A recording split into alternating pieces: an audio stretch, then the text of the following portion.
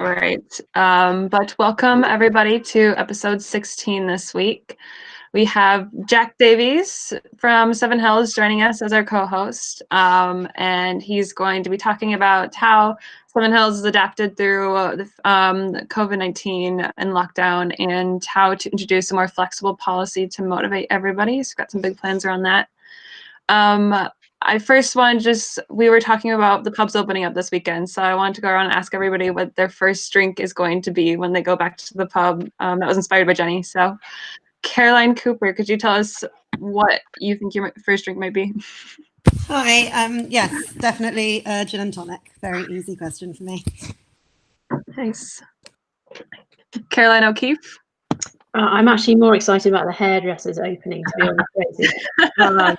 But I would follow Caroline with the gin and tonic. Great. Jack, what's yours? I'd probably go pint of Camden Pale Ale is what I'm most looking forward to. Nice. Well, I just go to the pub and ask them for whatever's biggest. It's a great strategy. Have you been to the Camden Brewery yet? I haven't actually, no. You should check it out. It's Well, good. I can just let Emma in.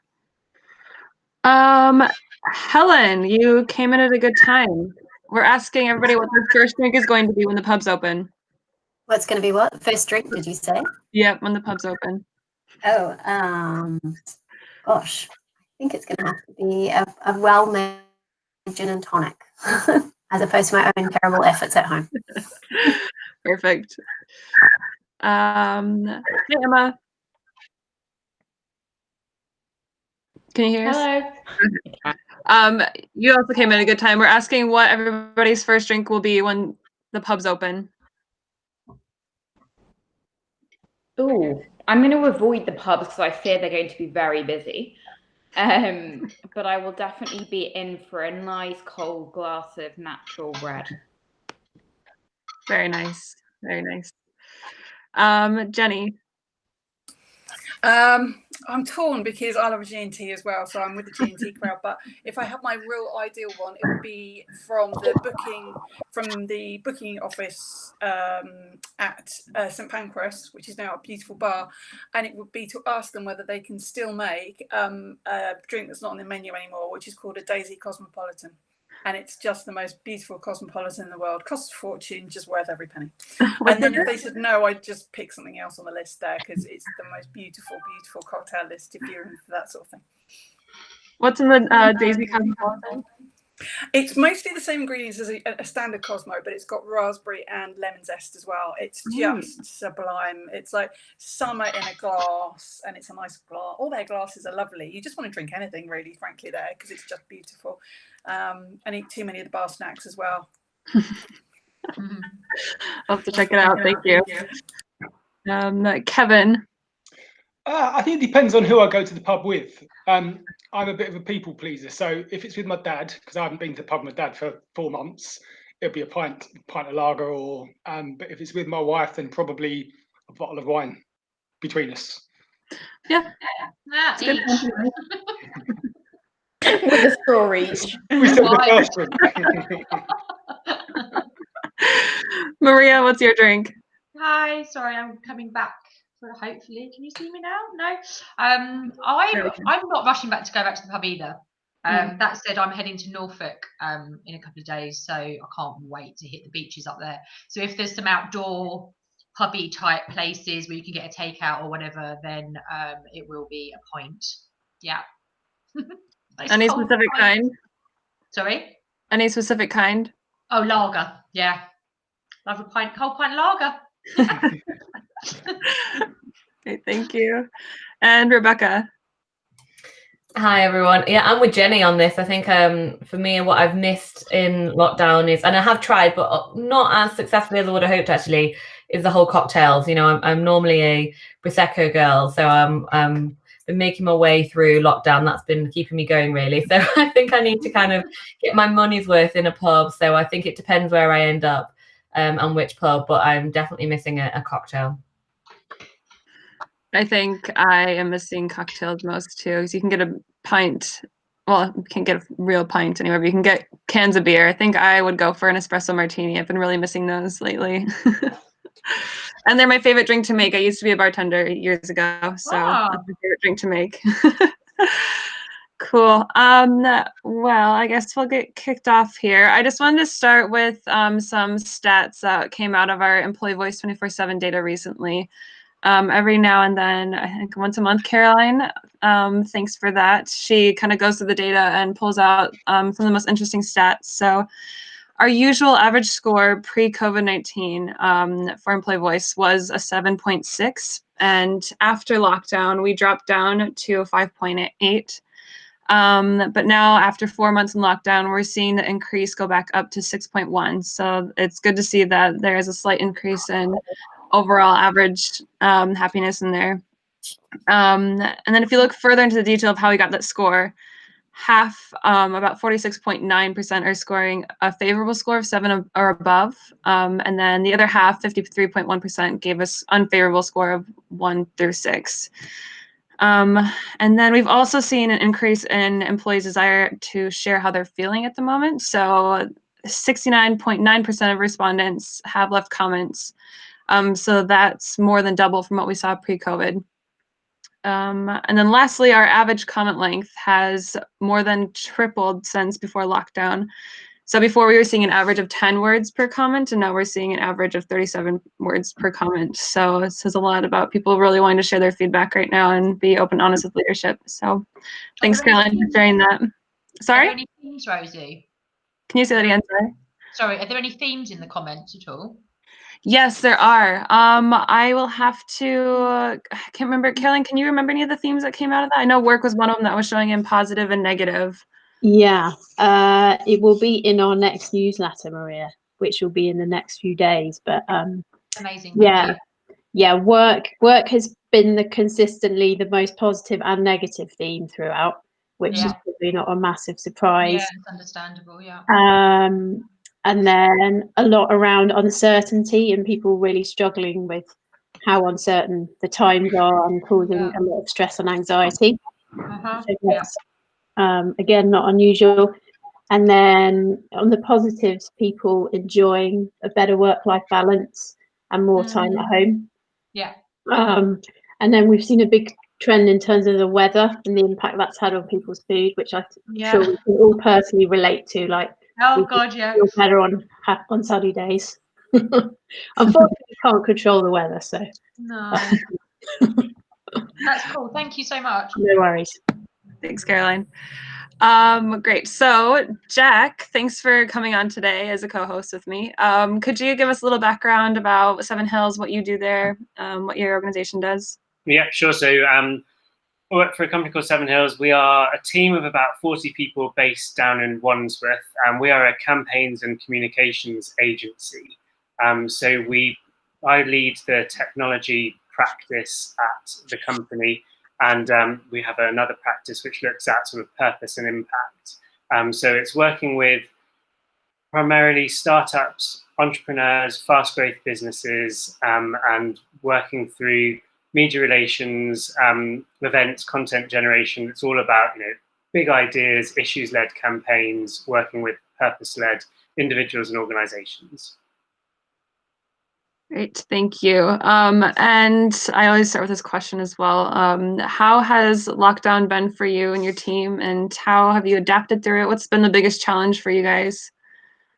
I think it's been like everyone, I imagine, ups and downs throughout the whole process. I think, it's interesting hearing about what the latest data from your employee voice survey is showing. I think, obviously we've started using the employee voice during lockdown, and it's interesting that so many of the same things come up as both positives and negatives. So I think, we're hearing from lots of people in the team that some people love this increased flexibility, some people hate it, some people really like working from home, some people are feeling sort of, have this sense of loneliness and are really longing to have that sort of the social aspect back. So I think, everyone is having a different experience. From a company basis, it took us a while to get our heads around all of the practical elements.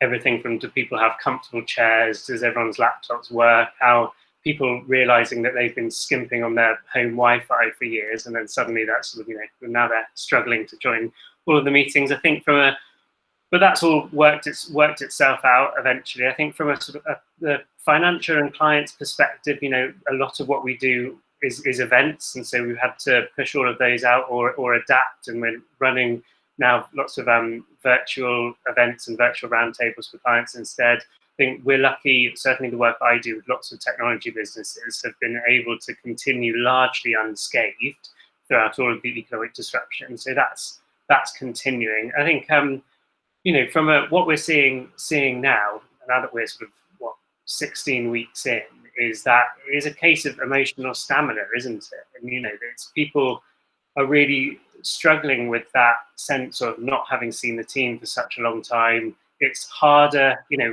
we work in PR. We like that the instant gratification of a journalist saying that a story is really great, or a client saying to us in a meeting that was a really, really good result. And, you have that a lot less now, which makes it all a lot harder. But I think, a lot of the people we work with are entrepreneurs who are inherently a pretty optimistic group of people. And I think we, as a company, are a pretty optimistic bunch as well. So I think these are all trials and tribulations, but ultimately you've got to crack on, haven't you? Yeah, definitely.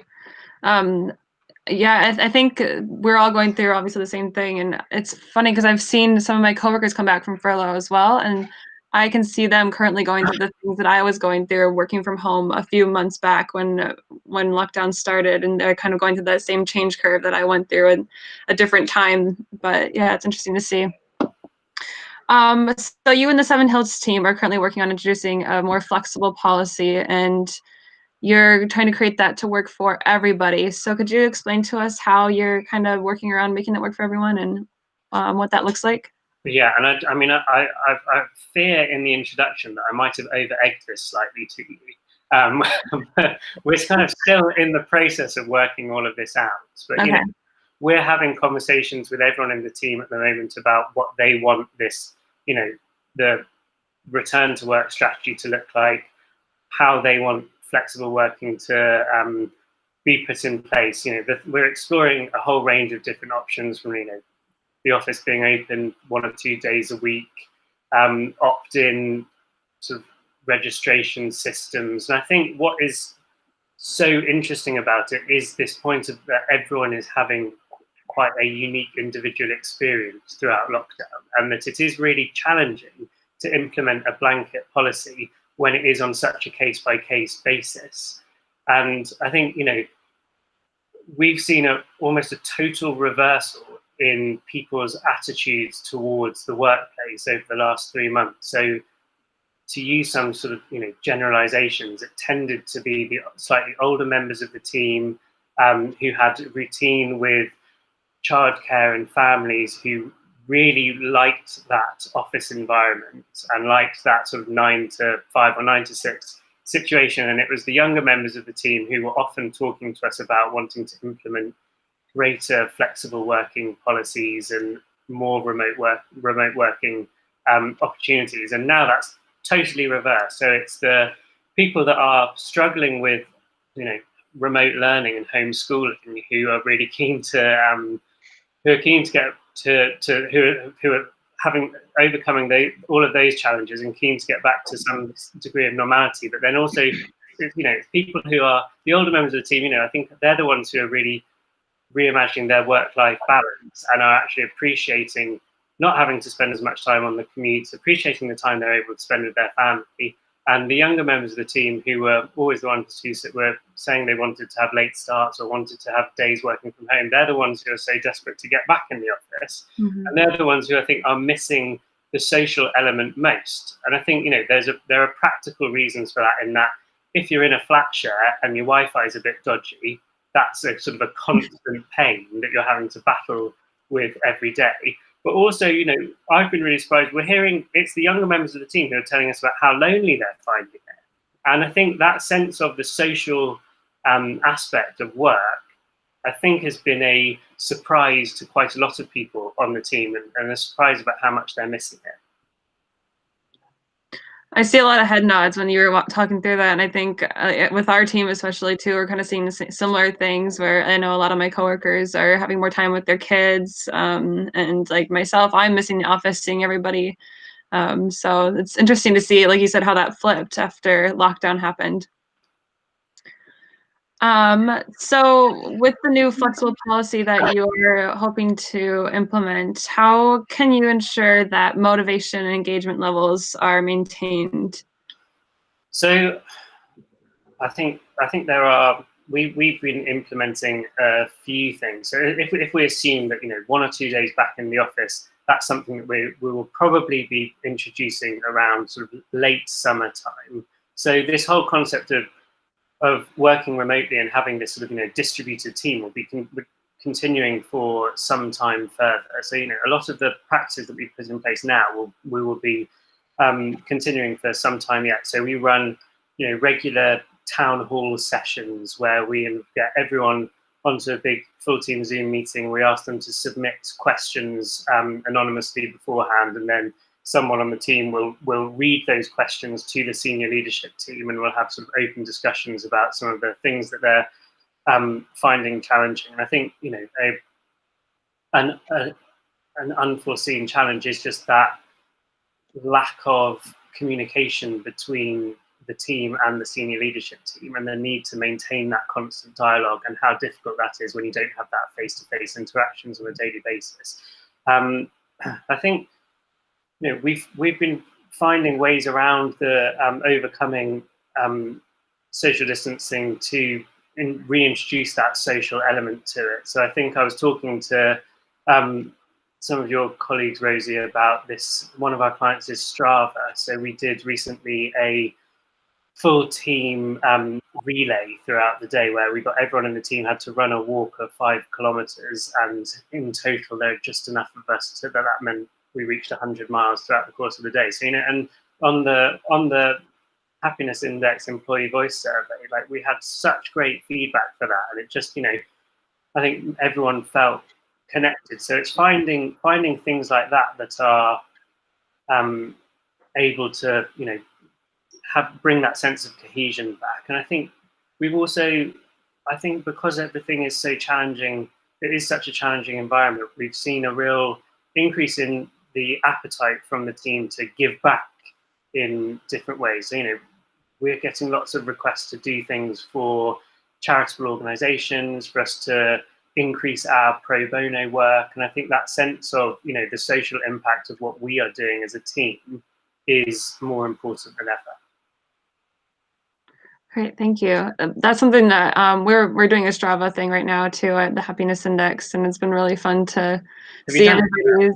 Sorry? Have you done it yet? Yeah, we're doing it right now. I think this week we'll be finishing up, but it's been fun to just see like how everybody's been getting out on their morning jogs or a morning bike ride or walks with their kids. But it does actually create a really good way to connect with everybody from that. We got ridiculously competitive about it. I do feel more pressure now that we've got that. Like, you can track people's like what they're doing and like their distance and their times. So I feel the pressure, but it's also very motivating. I lost motivation this week and last week just from lockdown. But yeah, cool. Well, my next question then is, how did you come to the decision to create the more flexible working policy? And is this something that's a result of lockdown, or is it something that you were kind of exploring before lockdown? Yeah, so I think we're doing a project with a big global tech company that is looking at cultural and digital transformation during lockdown.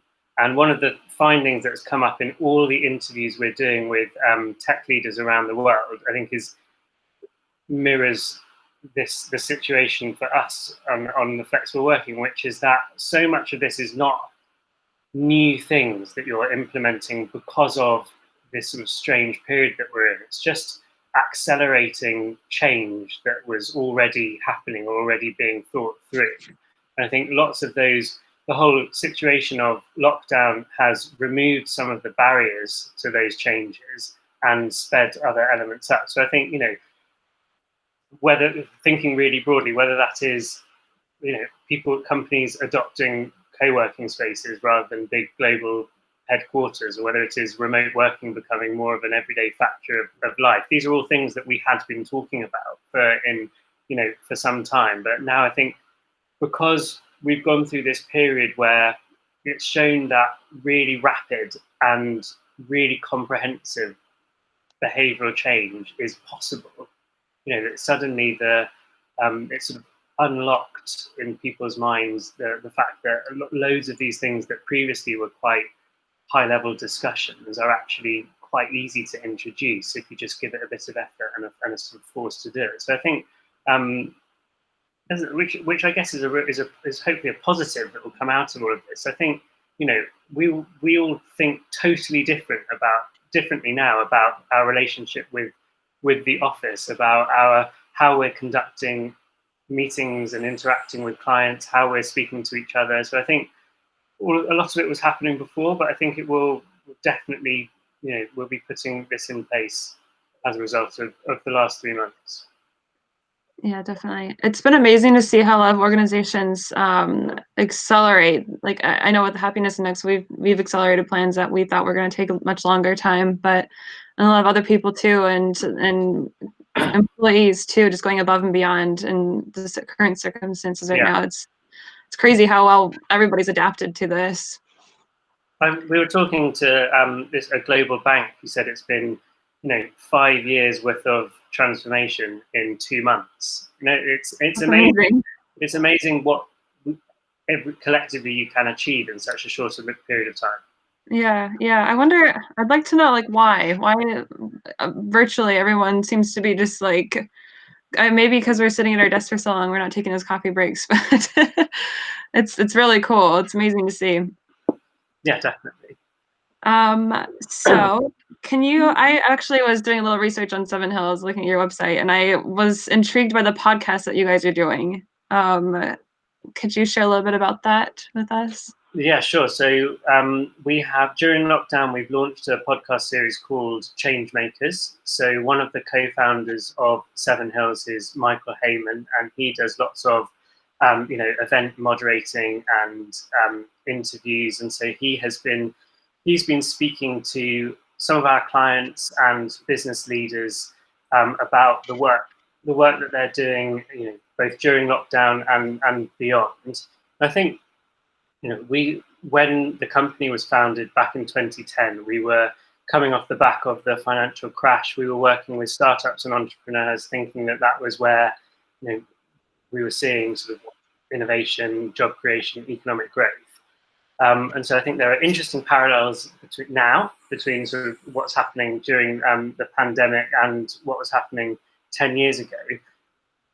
As Seven Hills grew, our client base diversified to varying degrees away from that strictly startup founding principles. We now work with property companies, investors, large corporates, and I think our observation is that what unites lots of the people we are working with and why they come to us as their communications partner is that campaigning sort of force, and the fact that they want to be activists and they want to be addressing sort of major social challenges, and it is that sense of them demanding change. And so that's why our sort of the Change Makers podcast series is trying to speak to a whole host of different voices to understand where that mission-led campaigning force comes from and what it's leading them to do.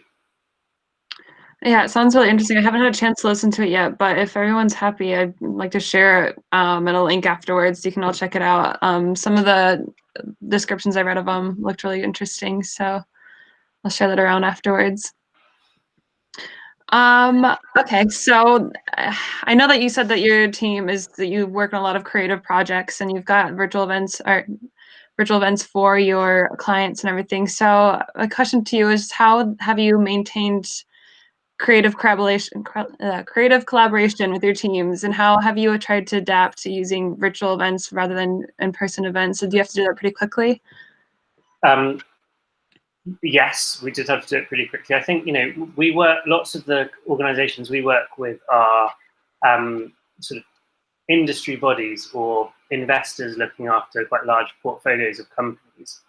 So a lot of the work we did at the start of lockdown was thinking with them how they could support the networks and communities that they serve. So that was, establishing online portals for resources or providing advice and practical guidance. And then I think if that was sort of the first phase, and making sure that startups and fast-growth businesses were able to survive the economic disruption that they're going through, then we quickly turned into this focus on sort of virtual events and virtual networking. And I think it's interesting thinking about lots of people saying how the world is going to change forever as a result of the pandemic. And I think whilst obviously some things will change, certainly what we've seen from our clients is that the basic psychological drivers are still the same. And so there is a big, lots of our clients and people within sort of the tech sector, crying out for networking opportunities and crying out for that sort of, face-to-face interaction. So we've actually seen an increased demand for things like virtual roundtables, or for one of our clients, which is a support network for tech companies, every fortnight we just do an open Zoom call, and anyone can join. And we've had up to 100 people dialing in just to talk to each other and understand what similar companies are doing, and how the lessons and experiences about how they're overcoming challenges. So it's not like we've had to rewrite a new sales deck and start changing our offering. It's more just responding to all of the same emotional drivers that led people to go to events in the first place, and just making sure that they have those avenues and options available to them during social distancing and lockdown. Mm-hmm. And in terms of how we are enabling creative collaboration, it's largely the technology that is available has enabled us to continue business pretty much as usual. So we're all on Slack all day, every day. We're on regularly having team Zoom calls and working that, and it's been remarkable how easily we've been able to continue with sort of the creative processes despite everything that's going on. Mm-hmm. Yeah, it's interesting because like we were just talking about before, like everyone's been going above and beyond in their organizations to do their jobs and even more. But I guess sometimes it can be difficult to keep that creative mind flowing when you're stuck at your desk at home every day. But it's also about that communication that you have within your teams to collaborate. So definitely, and I think that is a challenge, isn't it? Is that it feels like lockdown suits different personality types. So yeah. The people that are more vocal and more willing to throw new ideas around, they're very present on your Slack feeds and on your emails. Whereas it's the people that are slightly sort of quieter, that it's a lot easier to notice them in an office environment, isn't it? Whereas when you're so reliant on digital communications channels, there is the potential for people to almost slip through the cracks, isn't it? I think we as a leadership team are mindful of that and trying to make sure we're reaching out to everyone throughout the week. But when you're in the the hustle and bustle of day-to-day life, that is happening to a degree, which is something that we are working through. Yeah, definitely. Okay, and then I just have one last question for you. This is a little bit short today, but this is kind of a surprise question to you. As a leader of a business going through a lot of change right now, do you have any advice or words of wisdom for other people in leadership to help their teams through these changes? I think that whilst everyone is very focused on the financial picture in the early days, isn't it? So I think for us as a company and for all of our clients that we're working with, those first sort of 6 to 8 weeks, the conversation was just primarily focused on making sure that everyone was going to survive and people would still continue getting salaries. I think though that there is a real opportunity now for business leaders and sort of industry leaders to think about how we use this as an opportunity to reimagine how our own companies and how the business landscape can be reshaped going forward. So this point about this is being a period of accelerated change, it feels like there's no excuse now not to have those conversations that perhaps you were nervous to have beforehand, and that people have probably never been more willing to change the way they're working than they are in this period. So this, I think just that could be from personally just from the way that we're using the office, but then if you sort of extrapolate it out across London or across the country, huge opportunities to make sure that this becomes a turning point for diversity and inclusion in the workplace, or a turning point for how businesses are geographically based across the city. We're having conversations now that we would just never have had 6 months ago, like international members of our team who are asking to work remotely from their parents' home in different countries because they've not seen them for a while, and that's absolutely fine. What does that an internationally dispersed team look like, and what opportunities does that open up for recruitment? These are transformative times, so I think it is incumbent on business leaders to not let that pass them by. Definitely. Great. Yeah, I think right now it's not great, the current situation, but it is providing so many new opportunities for a lot of different organizations and people. So it's a great point. Okay, well, that's all I had today for questions for you, Jack. Did anybody else have any questions at all? Any last final words? It's a resounding silence. It was really nice to hear someone use transformative times rather than unprecedented times. Like if I hear that word one more time, I might cry. But transformative is a nice positive. That's a great point. I appreciate that. I was sorry, it's Helen here. I was just having a quick look on your website while you were talking, and I don't know if there's something you can tell us more about, but I found a link somehow to something called 56 Black Men. Is that? Can you tell us a little bit about that? It looks like quite an interesting initiative. Yeah, so we work with Cephas Williams, who has set up the 56 Black Men campaign. He set it up, I'm not sure of the exact times, I think about 12, 18 months ago. And the idea was to look at the way Black men are portrayed in the media, and how that influences people's attitude towards Black men as a demographic. So the 56 Black Men campaign was to photograph 56 prominent Black business leaders, celebrities, musicians, etc., but to photograph them wearing a black hoodie.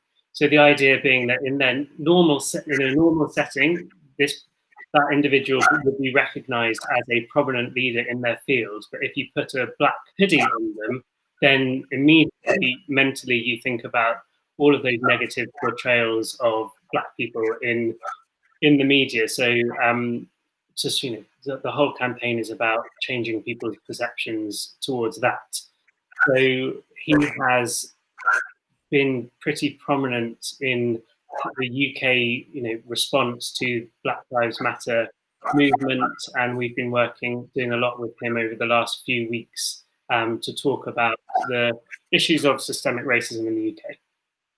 Oh, sorry. So to add to that, his backstory is amazing.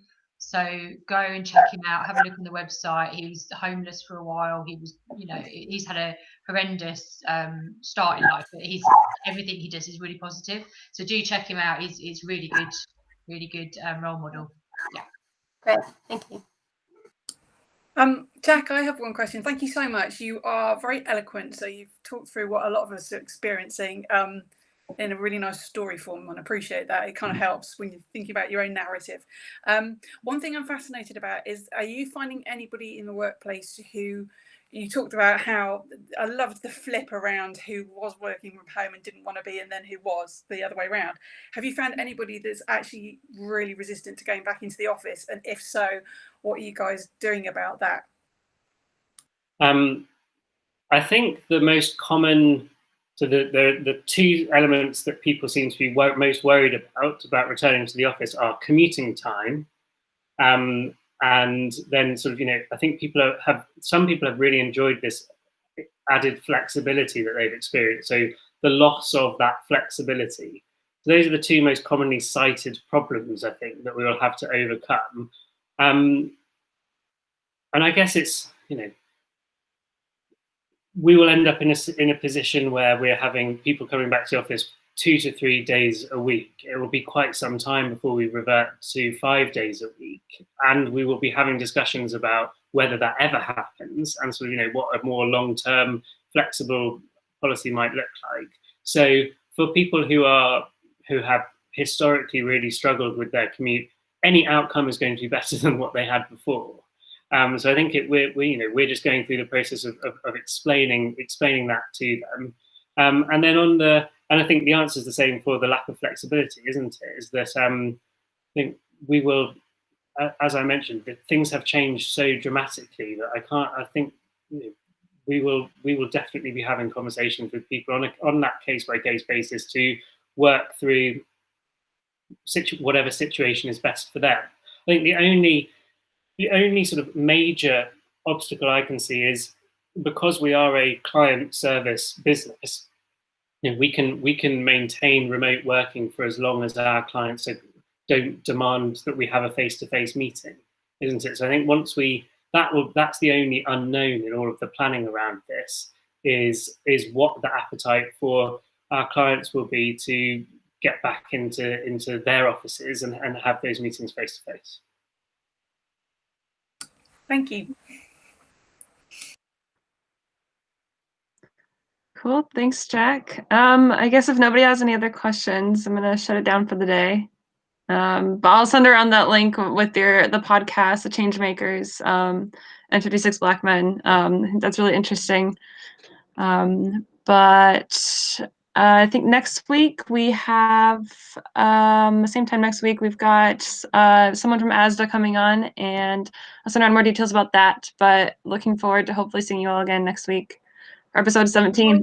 Enjoy the pub if you're going. Yeah, enjoy the pub if you feel safe to go.